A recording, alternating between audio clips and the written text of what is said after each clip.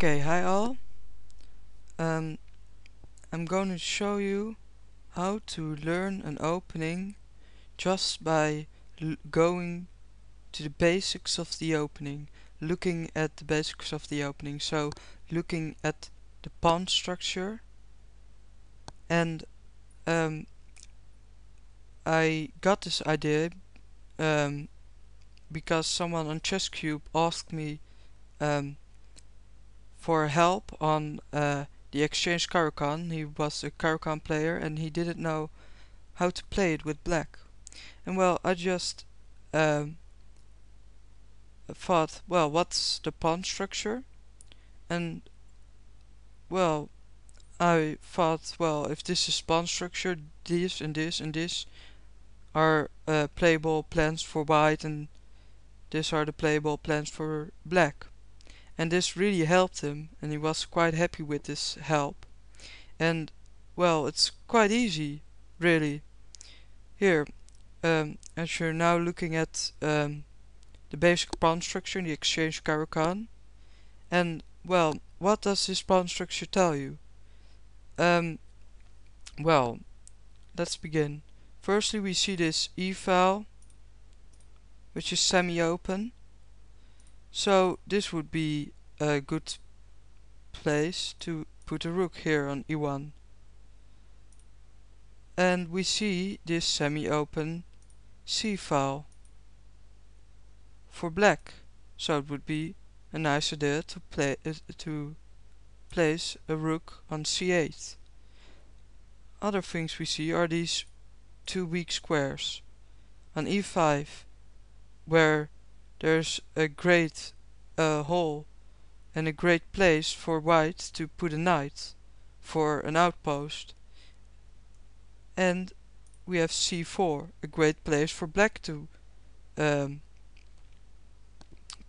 place a knight and go for an outpost. We also see this pawn chain of white is directed to the king side. It's arrowing at the king side. So, as a general rule of thumb, white wants to attack on the king side. A good idea would be to push this pawn on f2 to f5 and to undermine black's pawn chain, and maybe create a weakness here on e6, and maybe even to place g-pawn and h-pawn up to attack on the king side. And we see black's pawn chain is arrowing at the queen side. So good idea would to be to attack on the queen side. A good idea, for example, would to place p-pawn up to b4 and then try to exchange here and create a weakness on this semi-open C file to attack. So here we already have a few strong plans for black and for white by just looking at the pawn structure. So no learning of variations, but just looking at the pawn structure. And now I can hear you think, well, Schleich, I'm a beginner and I don't know all these rules of, well, of for instance the pawn chain, looking at the king side, and the knight outpost idea. Well, no problem, because well, now obviously you learned these ideas, and these ideas are learnable via books or YouTube videos. And another great tool for learning openings is grandmaster games. If you look at grandmaster games, you'll see this pawn chain occurring, and that's how you know this is the basic pawn chain which I have to study. Also, what you can learn from grandmaster games is where to put the pieces. So before you even know what the pawn chain is, you're going to search for grandmaster games. Then you find out this is the pawn chain I have to study, and you'll see where they put their pieces. For instance, white is likely to play his bishop to d3 behind this pawn chain with a nice scope on the b1 to h7 diagonal. Also a strong idea, as I said, is to place a knight here, and the knight on b1 is probably going to d2 with the option to strengthen the knight on e5 via f3.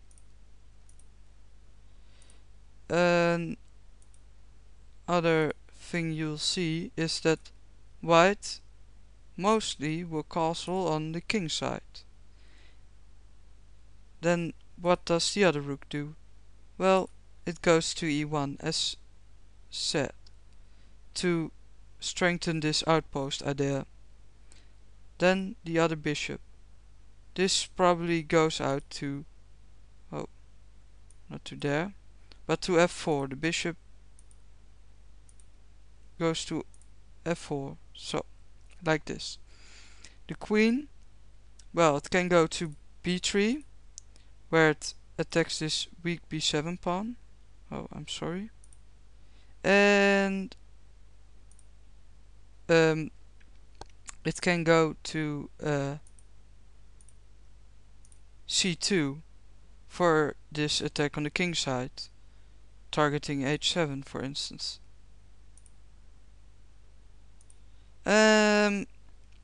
Well, these are basic ideas for white where to put the pieces. Where does black put his pieces? Well, black also castles on the king side normally. He normally puts his bishop here on d6, and note that these bishops on d3 and d6 are defenders of these weak squares where for the knight outpost. So this bishop defends e5, and the bishop which we had on d3 defends e4.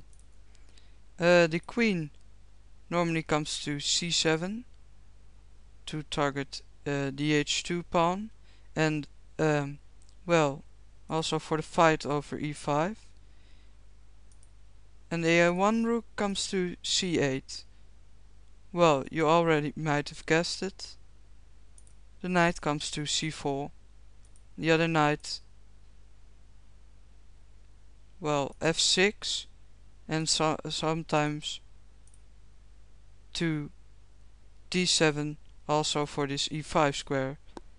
And now you haven't learned any variations, but you have seen where to put your pieces, which are the ideas, and well, you have some positional feeling for this opening only by looking at the pawn chain. So this is a very good way to learn your openings, and not only learn variations, because with variation you can have an opponent who just moves one move other than your variation. You are already out of book. With this way of learning, you already have you always have a plan, because well, you have learned plans instead of variations.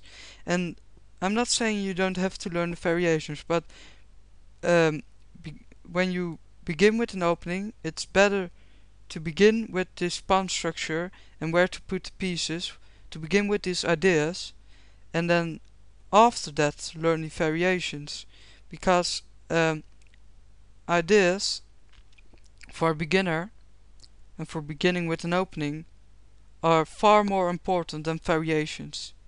And this, I hope, will benefit your game. It surely has benefited my game, and surely a lot of other players. I've once read an article by international master Silman, who's known as to be a very good teacher, and he also recommended this idea of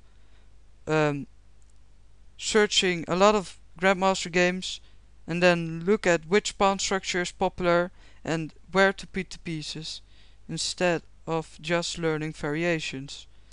And that's how I learned this idea, and this way of learning will surely benefit your game. So I hope this idea of learning openings will help you, and tell me what you think about it. Any comments or questions or requests here on YouTube, thumbs up are appreciated. Thank you very much, and see you at the next video. Bye.